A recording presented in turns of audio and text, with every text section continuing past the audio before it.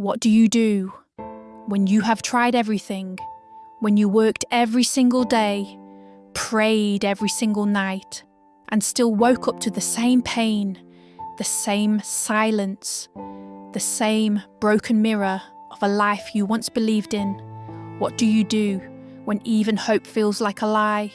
This is the story of Daniel, a man who stood at the very edge of his last chance, and what happened in that one moment saved him forever. Daniel was 33 years old.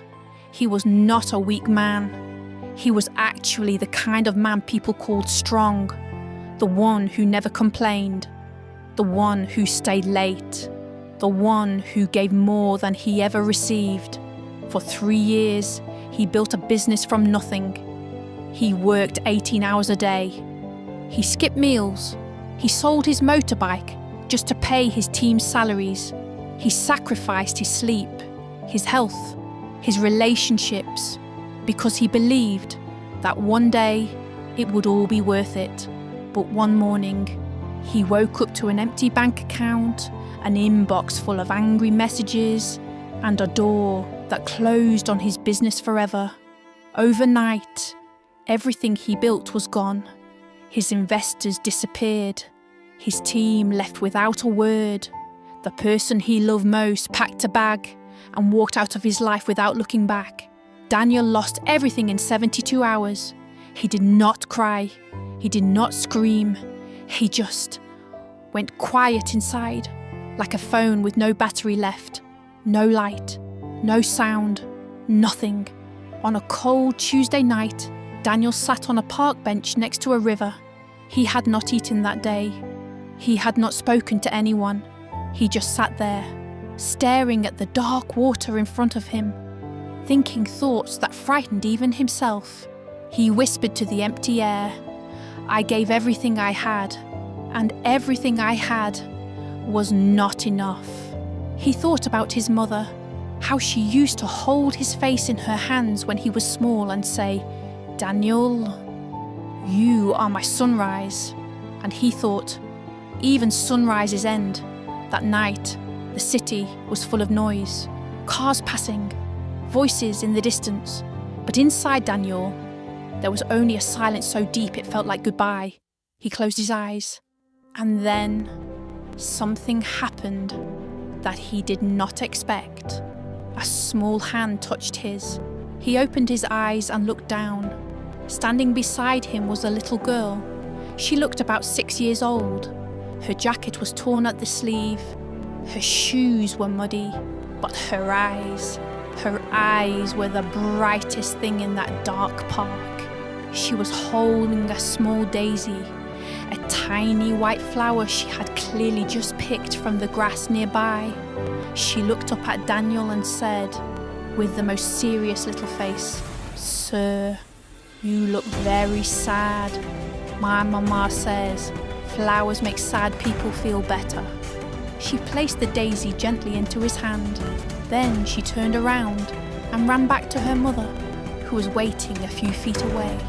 Daniel looked at that tiny flower in his big, rough hand. His throat tightened, his eyes burned, and then, for the first time in months, he cried. Not from pain, but because something cracked open inside his chest, and warmth came flooding in. He sat with that flower for a long time. He thought about that little girl. She had a torn jacket and muddy shoes. She had probably faced a hard day of her own, but she still noticed a strange sadness. She still had enough inside her to give, and something shifted in Daniel's chest. He thought, if she can still give from nothing, what am I throwing away? He picked up his phone with shaking hands. He called his mother. She answered before the second ring, as if she had been sitting by the phone waiting for exactly this call. He said, "Mama, I am not okay," she said. "I know, my love, but you called, and you are still here, and that means everything to me." That night, Daniel did not fix his life. He did not find a solution. He did not make a plan. He just went home, and that small step was enough to save everything. 8 months later, Daniel started again, quietly, slowly, with no investors and no big plan, just his skills and 2 people who believed in him. Today, he runs a small consulting firm. He's not famous, he's not rich, but he's alive. He's building, and every morning, he looks at a dry daisy in a small frame on his desk, and he remembers that the smallest kindness from the smallest stranger gave him his last chance, and he chose to take it.